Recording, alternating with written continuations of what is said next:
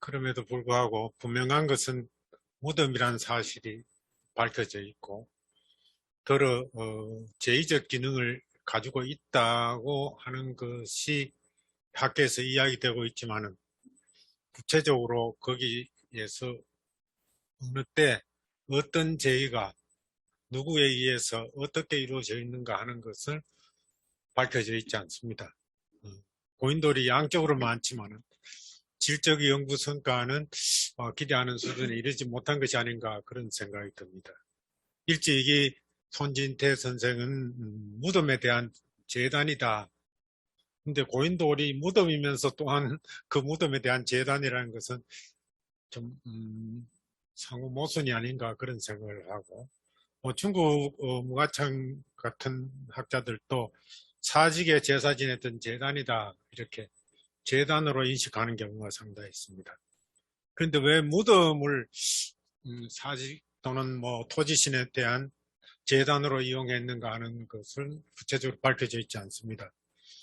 그래서 그리고 고인돌이라고 하는 그 구조 자체도 문제지만은 고인돌이 가지고 있는 장소 이것도 상당히 고려돼야 되는데 제대로 고려가 되지 않고 이런 해석이 이루어지지 않는가 그런 생각합니다. 이를테면은 한문식 선생이 고인돌 연구에 가장 많은 성과를 내고 거의 주 전공이고 평생을 이 연구를 해왔는데 그동안 그 고인돌의 기능에 대해서 정리한 것을 보면은 역사적 기념비이기도 하고 종교적 기념물 또는 군중 집회 장소다 이렇게 그동안 연구 성과를 집대성에서 이렇게 정리했습니다. 만약 역사적 기념비라면은 어떤 역사적 사실하고 관련해서 고인돌이 생겨났는가 그것은 뭐 해명되지 않았어요. 그래서 고인돌마다 역사적 기념이 따로 있는가 역사적 사실과 관계가 있는가 대답할 수 없습니다. 또 종교적 기념물이라면 어떤 종교와 관계된 종교적 기념물인가? 그때 과연 종교라는 것이 있었던가? 뭐 이런 의문을 제기할 수 있어요. 그런데 그런 구체성은 없이 이렇게 해석을 하고 있습니다. 그런데 고인돌의 입지는 상당히 중요하게 해석됐어요. 군중 집회 장소다. 왜냐하면은 특히 탁자식 고인돌은 산 구릉, 산 언덕 팍팍한 곳에 아주 시야가 탁 트인 이런 곳에 자리 잡고 있는 것을 현재 가서 확인할 수 있습니다. 그렇다면 여기 군중이 집회할 수 있고 또 여러 곳에서 또 바라볼 수도 있지 않는가 하는 그런 생각에서 장소 해석은 상당히 의의가 있다고 생각을 합니다. 그래서 오늘은 제가 이제 고인돌 구조가 왜 그렇게 생겼고 거기서 과연 무슨 제의를 하기 위해서 고인돌을 이렇게 만들었을까? 또 세계관적으로는 어떤 의미를 가지고 있을까?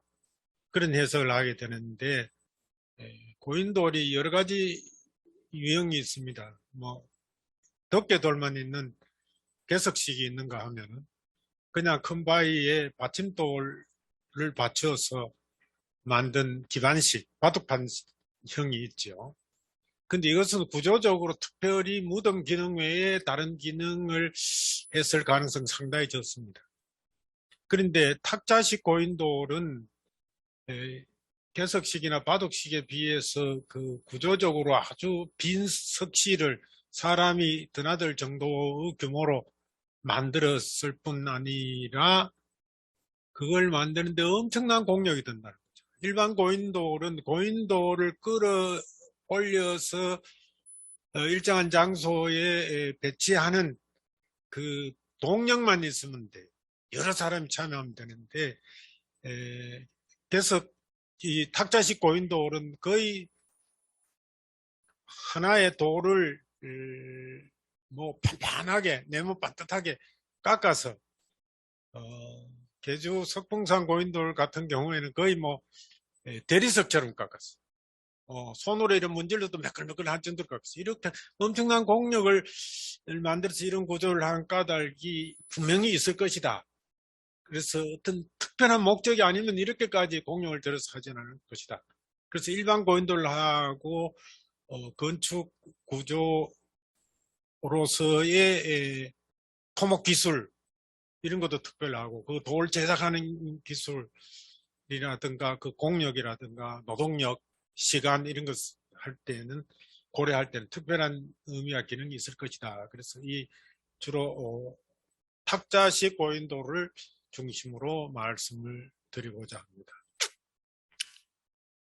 이건 여기 지금 석풍산 고인돌인데 앞에 있는 분 여러분들 누군지 아시겠습니까? 그때 우리가 같이 동행했던 그 신용화 교수입니다. 그 옆에 크기를 재고 팔 벌리고 있는 사람 이해주 교수고, 예. 뭐 하여튼 이런 규모의 네모 석실을 의도적으로 만든 것은 무슨 목적이 분명히 있을 것이다. 그리고 사람이 서서 충분히 드나들 수 있는 그런 네모 석실뿐만 아니라 앞에는 현관처럼 아주 특별히 지붕이 더 돌출되어 있어요. 그래서 일반 고인돌은 무덤으로서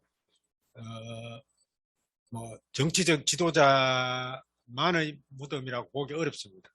또 이 고인돌 때 그래가지고 군집되어 있는 거 보면 그거는 뭐 왕의 무덤이다라고 이야기할 수 없어요. 누구나 뭐 그렇게 어느 정도 오면은 할 수 있지만은 이 탁자식 고인돌의 경우는 정치적 군장이 아니면은 이런 무덤을 묘지를 쓸 수 없다 하는 것을 알 수 있어요. 그래서 이것을 만들려면은 정치적 지도력에 의해서 노동력을 동원해야 될 뿐만 아니라 구조물을 만들 수 있는 그 토목 기술 뭐 이런 것까지도 있어야 되기 때문에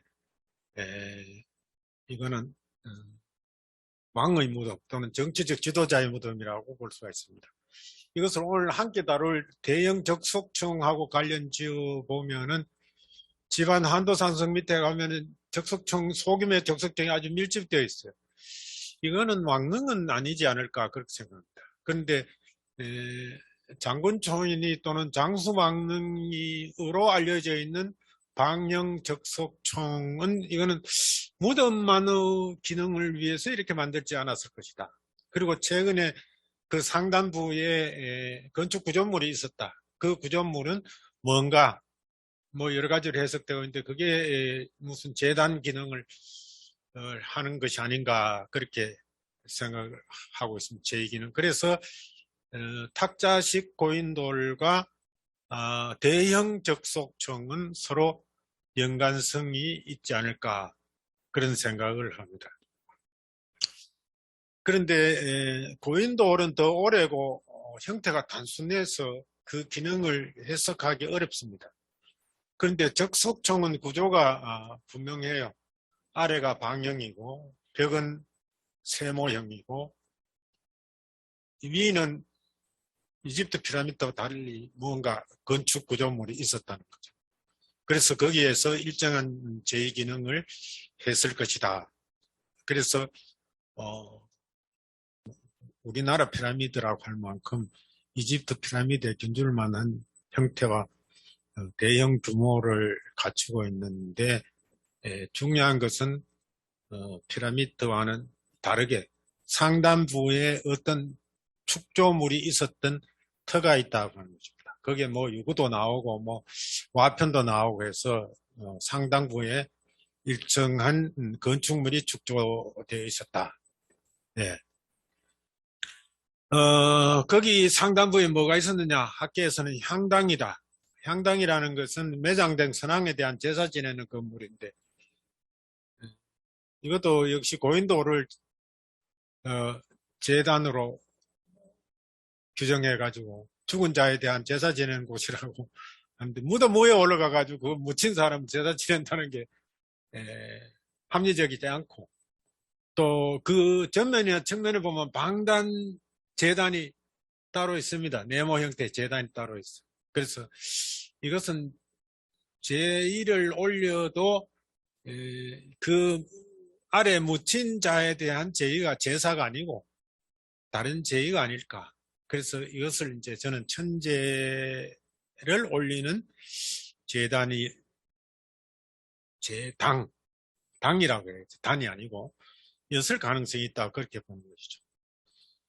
그 다음에 윤명철 교수는 이것을 신전이라고, 향당이라고 이야기하시는 분은 이영국 교수고, 신전이라고 이야기하시는 분은 윤명철 교수입니다. 신전은 신을 모시는 곳이 신전이죠. 근데 여기 어떤 신을 모셨는가? 왜 무덤 위에다 신을 모실까? 그런 점에서 신전 좀 의심해 볼 필요가 있다. 제단이라고 하는 경우도 우리가 이제 어떤 제의를 올렸을까 의문을 가지고 결론을 미리 말씀드린다면 여기에 천재당이 있었을 가능성이 있었다. 왜냐하면 여기에 묻힌 사람이 천재권을 지닌 왕이었거든요. 그리고 왕이 죽어서 장례식을 치르면 거기서 끝나는 게 아니고 새 왕이 즉위를 해야 됩니다. 그래서 선왕의 죽음 장례식 이어서 새 왕의 즉위식이 있습니다.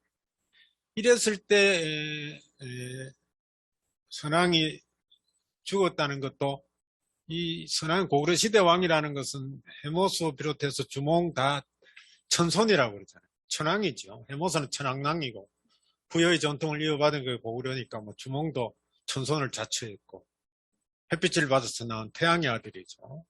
그래서 천재를 올렸을 가능성이 있습니다.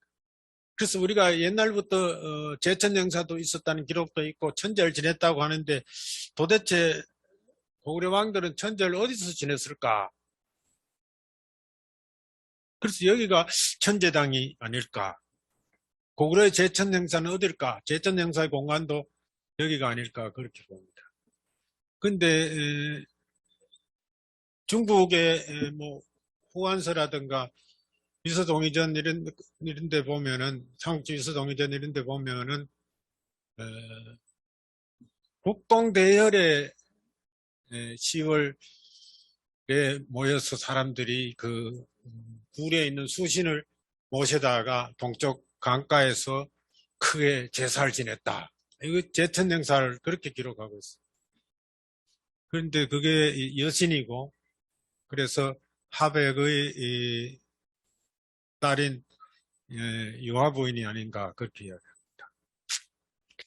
그런데 천왕으로서 천자로서 천재권을 지닌 사람이 천재를 지내는데 동굴에 수신을 모셔다 그것도 여신이고 그것이 천재의 본질일까? 천재라는 것은 하느님에 대한 제사죠. 천신에 대한 제사입니다. 상제에 대한 제사죠. 천재에 대한 제사입니다. 그래서 이거는 그런 제의가 10월에 있었지만 그것이 천재의 본령은 아니었을 것이다. 그렇게 생각합니다. 네, 천재당이 있기 때문에.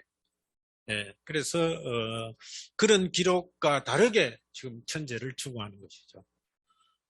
여기 그림에 보이는 것은 세계적인 피라미드형 구조물 세 가지 유형입니다.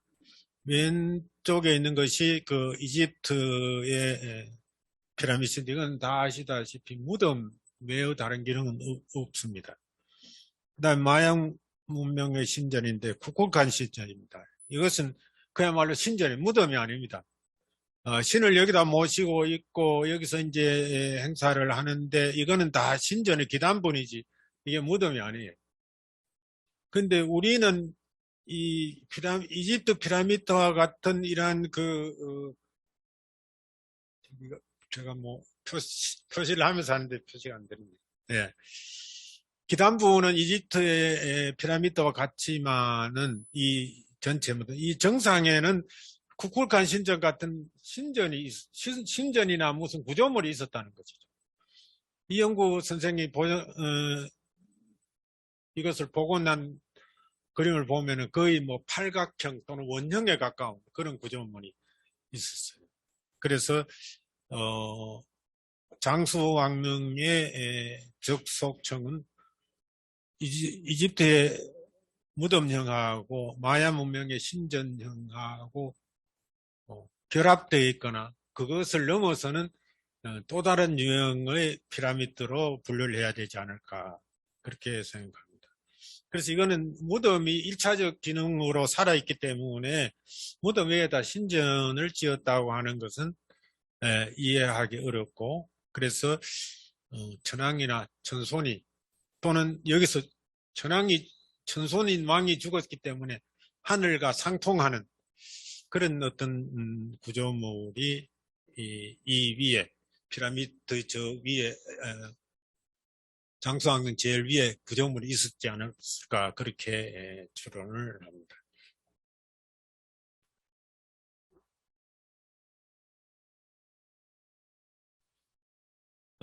그래서 장수왕릉이 무덤이면서 특별한 기능을 하는 구조물이 있었다는 것은 무덤과 밀접한 관계가 있는 기능을 가졌으라고 봐야 됩니다. 예. 조금 전에 말씀드렸지만은 무덤은 왕의 장례식을 마지막으로 치르는 공간이죠. 그 상례는 무덤 현장에서 안 하는 상례가 이루어지지만은 마지막에 죽음을 처리하는 장례 의식이 이 무덤 공간에서 이루어졌을 것이라고 생각합니다. 그런데 우리가 생각하면 장례식이 더 중요할 것 같은데, 한편 나라로 생각하면은 왕의 죽음이라고 하는 것은 혼란기, 어두움의 시기입니다. 그래서 새 왕이 빨리 즉위를 해서 나라를 다스려야 이제 이 지도력 공백이 없지요. 그래서 왕의 장례식은 곧 새 왕의 즉위식이 이루어졌다고 하는 것을 우리가 염두에 둔다면은 새 왕의 즉위식은 어디에서 이루어졌을까?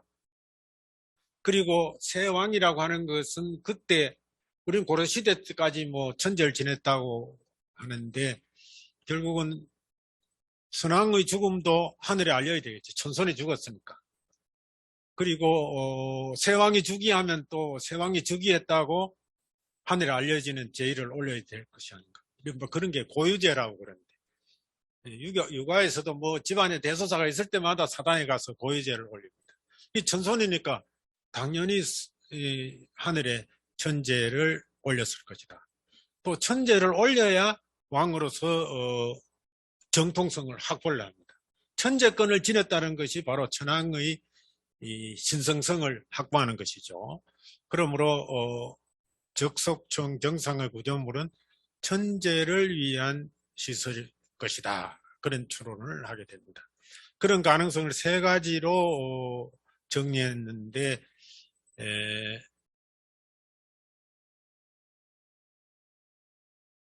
가의 경우는 고인돌 덕계돌도 하늘을 상징하거든요. 그래서 그것도 역시 천재당 구실을 하지 않았을까 그렇게 생각을 하는데, 특히 적석청 무덤은 그 위에 우뚝한 구조물을 설치한 것은 천재당이었을 것이다.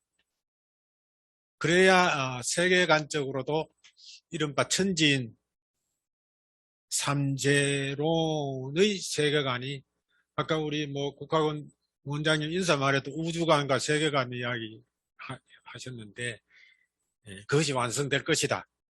왜냐하면은 이 장수왕릉은 밑면은 네모지요. 그러니까 땅을 나타냅니다.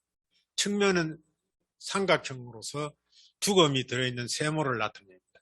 그러면 제일 정상에 있는 구조물은 뭐겠어요?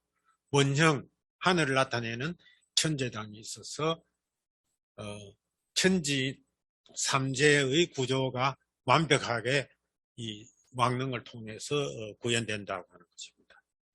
그래서 이것은 순전히 천인지라든가 원방각 이런 것들의 구조 세계관을 실현하기 위해서 저렇게 만들었다고는 보기 어렵습니다. 왜냐하면 그것은 소규모로 만들어야 되는데 왜 이런 엄청난 구조물을, 노동력이 엄청 들었겠죠. 온 국력을 기울여서 이런 것을 만들었을까? 이것은 천재권을 확보하기 위한, 또는 천재를 올리기 위한 시설로서 만들어졌을 것이 아닌가. 그래서 향당이나 신전보다는 원형 천재당이 이 상단에 있었을 가능성이 높다 하는 것입니다.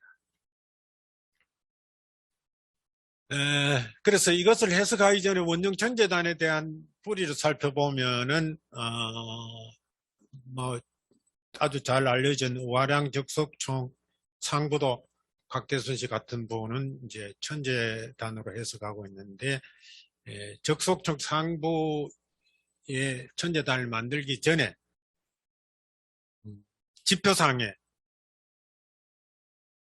여러분들 사진으로 보시는 것 같이 방형단이 있고 원형단이 오른쪽에 있습니다. 방형단은 그냥 뭐 구체적으로 설명을 안 하는데, 원형은 삼중으로 동심원을 그리고 있어서 이걸 천재단으로 해석합니다. 그래서 저는 방형은 이건 지재단이 아닌가 그렇게 생각합니다. 이러한 것이 와량 보고서 이후에 만발발자 유적에 관한 연구, 정경희 교수께서 여기 아주 많은 연구를 하셨는데, 여기에 3층 원단이 이런 것들이 백두산 서쪽에 한두 곳이 아니고 상당히 여러 곳 분포되어 있다는 것을 연구에서 밝힌 바가 있습니다. 그래서 이 지표상에서 하던 천재를 이거는 뭐 훼손되기 쉽고 또 여러 사람의 참여해서 군중이 참여하는 국중대회로 이거 하기 어렵습니다. 낮기 때문에 시선을 모을 수가 없어요. 여러 사람이 참여해도 볼 수가 없어요. 그래서 이것이 좀 장기 지속적으로 반영구적 형태로 만들어 보자고 한 것이 고인돌 또는 적석총으로 발전한 것이 아닌가. 이걸 가르치면서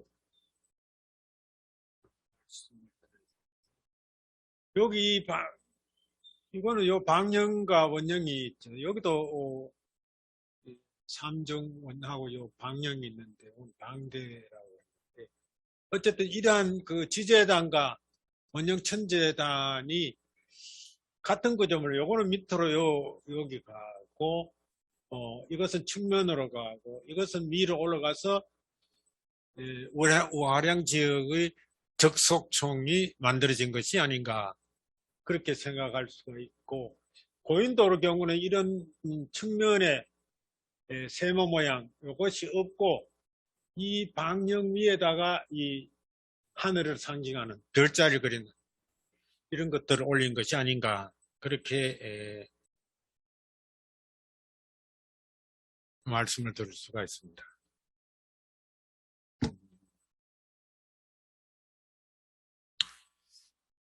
이 지표상에 있던 재단들이 뭐 지재단이든 또는 천재단이든 이것이 높은 공간으로 적석총으로 올라간 이유가 어디 있는가? 그러니까 이 천재라든가 신전이라든가 이런 것은 이 다수 군중들의 시선을 모을 수 있는 공간이어야 하기 때문에 개정일치시대 국가제의로서의 위상을 갖추려면은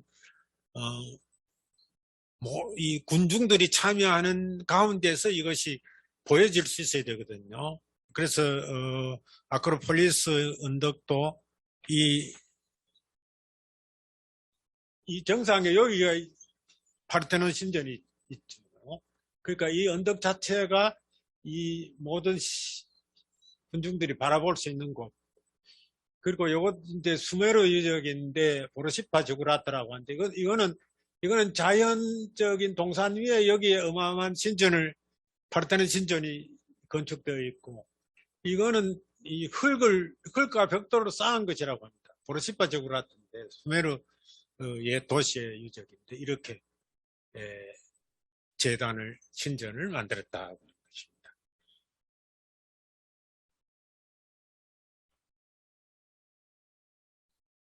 그리고 여기 아크로폴리스 언덕과 같은 높은 입지를 인공 축전물로서 만든 것이 지구라트라든가 아까 우리가 봤던 쿠쿨칸 신전인데, 이것은 순전히 조형물로서 이렇게 여러 사람들이 시선을 모을 수 있는 그런 공간의 신전을 만들었죠. 그래서 적석청도 왕릉으로서 거대한 무덤의 기능을 하는 것은 1차적인 기능이고 2차 기능으로서는 세왕의 즉위식 기능이 있었고 3차 기능으로서는 천재권 확보를 위한 천재가 여기서 이루어졌을 가능성이 있다. 그리고 4차 기능으로서는 농공 시필기의 정기적인 제천 행사가 부여의 연고라든가 고려의 동명, 뭐 예어 무청 같은 이런 행사가 있었는데 이런 제의도 적석청 장수왕릉 같은 데서 하지 않았을까 그렇게 추론을 하는 것입니다. 적석청의 천재 기능은 고인돌의 제2기능을 계승했다고 보고 이 고인돌의 구조와 제2기능도 거꾸로 이제 우리가 한번 해석을 할 수가 있습니다.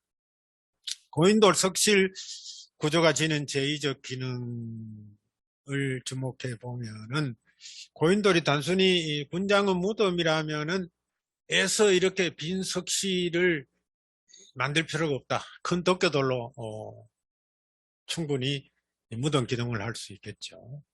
그리고 고인돌 문화 시기는 고조선 시대 청동기 유물과 함께 발굴된 것으로 보고 또 이것은 고조선 시기의 표지 유물로 그러니까 비파형 흔히 말하는 비파형 동검과 같은 그런 문화유산으로 지금 보고 있습니다. 그런데 고인돌 문화를 누린 고조선 시대 사람들은 신석기 이후의 사람들입니다. 그런데 신석기인이라는 것은 전부 빙하기를 거쳤죠. 그래서 아주 그 동굴 속에서 추운 그 빙하기를 견디고 해변기에 나타난 사람들이 신석기인이기 때문에 신석기 사람들은 인류 보편적으로 태양신을 숭배했다는 거죠. 태양이야말로 만물을 살아있게 하는 조물주의자, 창조주라고 그렇게 생각을 해서 태양신을 섬기는 문화는 뭐 이집트든 또 어느 곳이든 고조선 이전 시기도 다르지 않았을 거라고 봅니다. 그래서 우리나라의 건국시조신화인 흔히 말하는 당구신화에도 사실 저는 환웅신화다 또 환웅본풀이다 그렇게 보고 있는데 환웅을 비롯한 시조왕이 바로 천황으로서 태양의 아들로서 한인의 아들로서 이 땅에 강림했다. 그래서 우리는 천손족이다 또는 천신족이다 이렇게 인식하거든요. 그렇기 때문에 이 후손들 이러한 전통은 고구려 때까지 계속 지속됩니다. 그래서 천황으로서 천재권을 행사해야 왕으로서 정통성을 확보할 수 있는데 그런 천재를 어디서 했겠는가? 고구려 때에는 그런 대형 적석청에서 천재를 올렸다면은 고조선 사람들의 천재 공간은 어디일까? 그래서 아까 우리가 잠깐 봤던 그 만발발자 유적이나 또는 그 와량 원령재단이 이 지표상의 천재단에서 고인돌형으로 구조물로서의 천재단으로 바뀐 것이 아닌가. 덮개돌은 하늘을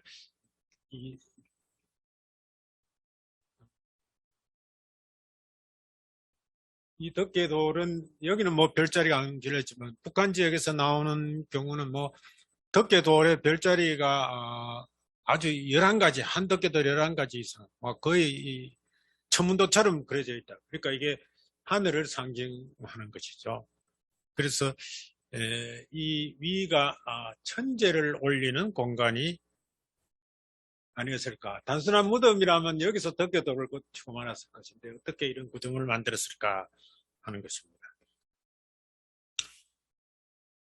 그래서 빈 석실 구조의 쓰임새, 왜 이렇게 힘들게 석실을 만들었을까 하는 것입니다.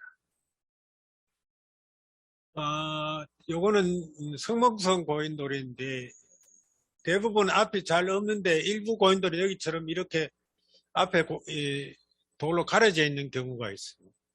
그래서 신석기인들은 해빙기를 거치고 나온 사람인데 그 빙하기 동안에 어디에서 살았는가 하면 주로 동굴에서 살았다. 오랜 동굴 속에서 살았어요. 그래서 동굴에서부터 나와서 이제 신석기인들의 역사가 시작되는데, 이 사람들 그래서 이제 태양을 숭배하는 그런 문화가 일반화되었는데, 이 왕의 죽음은 어둠이고, 그래서 새 왕의 탄생은 어둠에서부터 새 해가 돋아나는 것과 같은 그런 상징성을 가지고 있지 않았을까. 그래서 선왕의 죽음을 여기 묻고 새 왕이 즉위식을 거치기 위해서 통과 의례를 이 안에서 하지 않았을까. 그래서 이 안에서 새 왕이 들어가고 입구를 막아서 마치 옛날에 빙하기 때 동굴 생활을 한 것처럼 입구를 막아서 깜깜한 동굴의 생활의 역사를 추첨하는 그런 통과 의례 구조를 여기서 하지 않았을까. 그래서 여기서 어둠의 물리치고 밤의 시간을 거치고 난 다음에 이 막아놨던 것을 열고 다시 나오고 이 앞에 공간에 나타남으로 해서 새 왕이 태어난 것을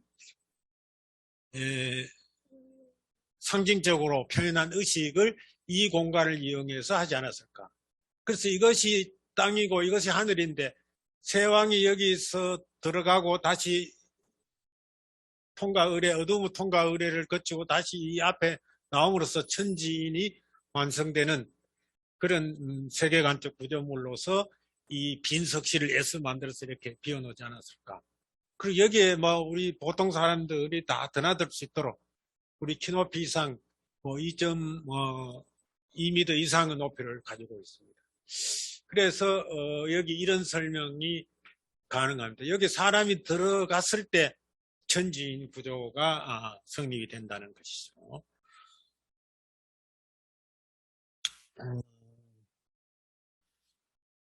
그래서 이 고인돌의 석실은 분장의 무덤이면서 무덤에서 나와서 새 왕으로서 즉위식을 하고 이 천재단인 여기에 올라가서 천재를 올렸을 것이다. 선왕의 죽음을 알리는 천재도 올렸을 것이지만은 새 왕으로 아무개가 다시 즉위했다는 것도 천재를 올려서 알리고 그렇게 해서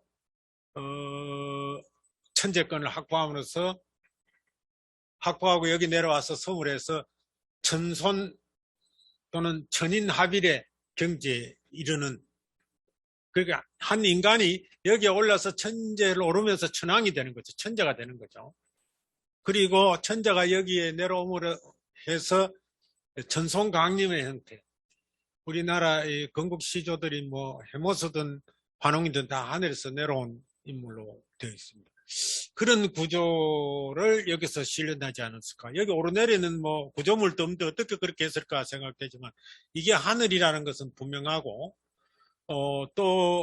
여기 올라가고 내려오는 것은 아마 사람들이 뭐 스크럼을 짜거나 또는 이 목재 사다리 같은 걸 이용하든지 뭐 어떤 이 시설로서 했을 가능성도 있고 사람들이 뭐 여러 군중들이 무리 지어서 이렇게 오르내리게 했을 가능성도 있다고 그렇게 보는 것이죠.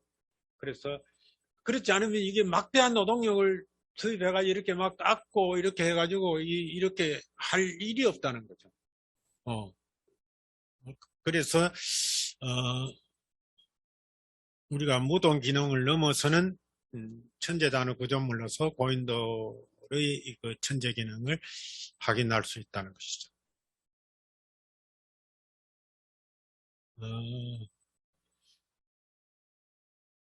그래서 이것은 어둠의 통과 의례를 거치는 왕의 즉위식 그리고 새 왕의 천재 뭐 이런 것까지 연결지어서 해석했는데 어둠의 석실 공간에서 어둠의 통과 의례를 거치는 역사적 사례가 있습니다. 대표적인 것이 이제 석탈래가 토암산의 석총 안에서 7일 동안 머문 뒤에 남의 왕의 부마가 되고 신라 4대 왕으로 등극했다. 이런 전통이 어디에서 왔을까? 이것이 고인돌 묘제에서부터 이런 전통이 이어져 오지는 않았을까? 또 웅녀도 37일 동안 햇빛을 보지 않고 직거하여 사람으로 재탄생했다. 그런 점에서 고구려 시대 왕들도 즉위할 때 이런 그 석실 안에서 통과 의례를 거쳤을 가능성이 있다. 그렇게 보는 것입니다. 그렇지 않다면은 여기서 보는 것처럼 일반 이거는 개석식 고인돌이죠. 이런 것은 뭐 지도자의 무덤이다, 특별한 의식을 했는 그런 묘지를 볼 수 없어요. 여기도 환도성 밑에 있는 그 적석청인데 여기서는 이렇게 하지 않을 것입니다. 근데 우리가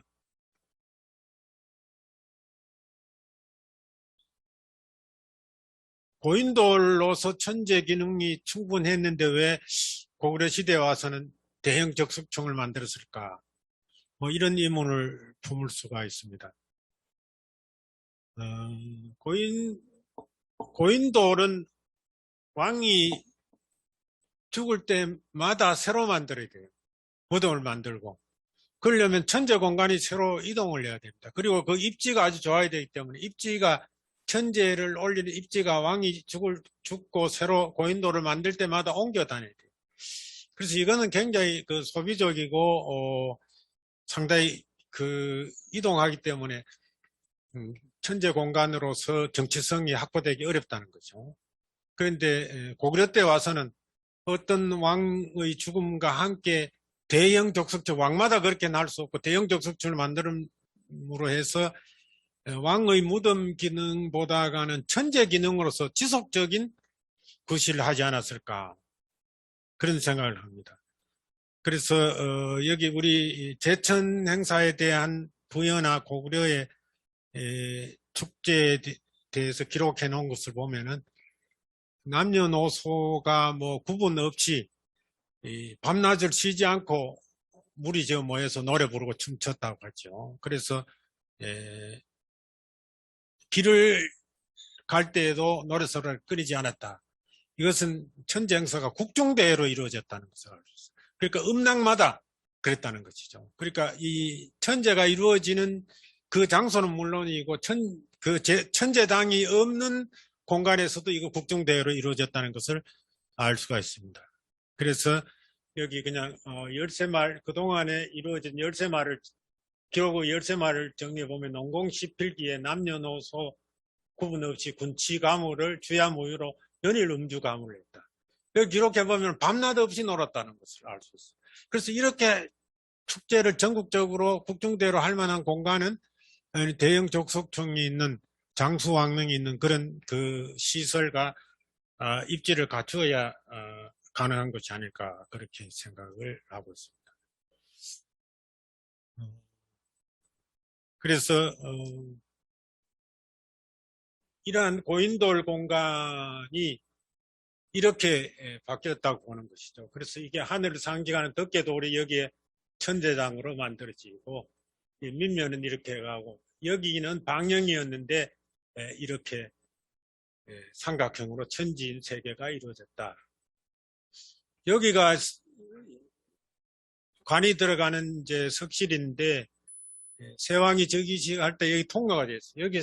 여기에 나타나서 세왕의 출현을 알리지 않았을까. 그리고 여기 올라가서 천재를 지내고 천인합의를 구조 속에서 하늘과 소통하는 제의를 올리고 여기서 다시 내려와서 자기가 바로 하늘에서 내려온 천손이라는 것을 재현하는 그런 제의를 올리지 않았을까. 그런 추론을 해봅니다. 그래서 지금 뭐 제가 엉성하게 발표를 했는데 이것을 정리를 해보면은 축제의 장소성은 천재당의 공간적 범주를 벗어난 국중대가 이루어져 있었다. 그래서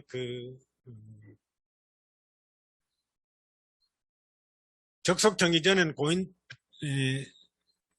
탁자식 고인돌, 적석청 이후에는 대형 적석청에서 천재당이 이루어지고 또는 이 국중대회니까 전국 방방곡곡에서 음락마다 축제가 확산되었다 하는 것을 알 수 있고 축제의 시간성은 주야 무휴 연일 음주가무 밤새워 며칠씩 이루어졌다. 요즘 뭐 국제적 축제 이상으로 연일 음주 가무가 이루어졌다고 합니다.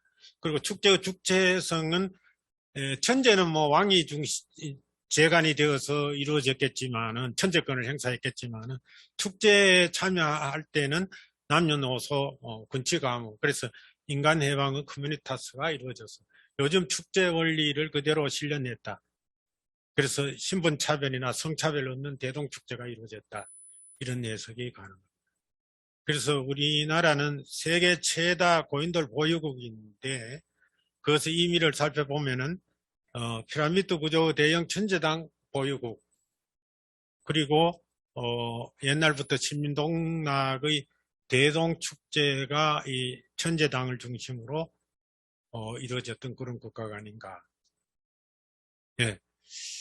이 시간을 너무 많이 쓰고 제 발표가 조리가 없어서 마무리도 아주 뭐 대충 하고 말았습니다. 일단 이 질의 시간에 여러분들 질의하시면 또 보충 설명을 드리도록 하겠습니다.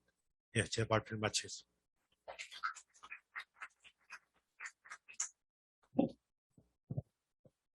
예, 임재해 교수님 역시 기대대로 아주 흥미롭고 유익한 발표를 해주셨습니다. 예, 진심으로 감사드립니다. 너무 그 발표 내용이 너무 흥미로운 것이라서 시간을 오버하시더라도 중단 시간이 다 됐습니다. 이제 그만 맞춰주십시오라는 뜻을 전달하기가 어려울 것이다. 계속 하시는 대로 듣자 하고 있었는데 아주 시간까지도 정확하게 맞춰주셔가지고 또 다시 한번 감사드립니다. 고인돌로부터 적석청으로 나름의 이유에 의해서 형태는 바뀌었지만 천지인 합일의 의미를 담는 또는 천지인 합일을 추구하는 그런 천재문화, 제천문화의 그런 유적이다. 학자로서 여러 가지 이제 문헌적인 증거라든가 이런 게 없기 때문에 추정된다. 뭐 아주 조심스럽게 신중하게 이렇게 발표하셨지만 깊은 속에는 그런 게 거의 틀림없다라는 식의 발표가 아니었나 하는 느낌을 받았습니다. 당연히 나라를 통치하는 통치자의 멋있는 교대로서의 의식이기도 했고 또 천지인 합일의 맹소와 의미를 담는 그런 천재를 올리고 나서는 당연히 축제였겠죠. 그렇죠? 그래서 국중대회 전 국민이 함께 참여하고 진정으로 즐기는 그런 아주 말투 신경적인 그런 게 아니라 진정한 희열을 즐기는 그러한 축제 문화가 우리에게 있었다라는 점을 확인할 수 있는 그런 시간이었다고 생각합니다.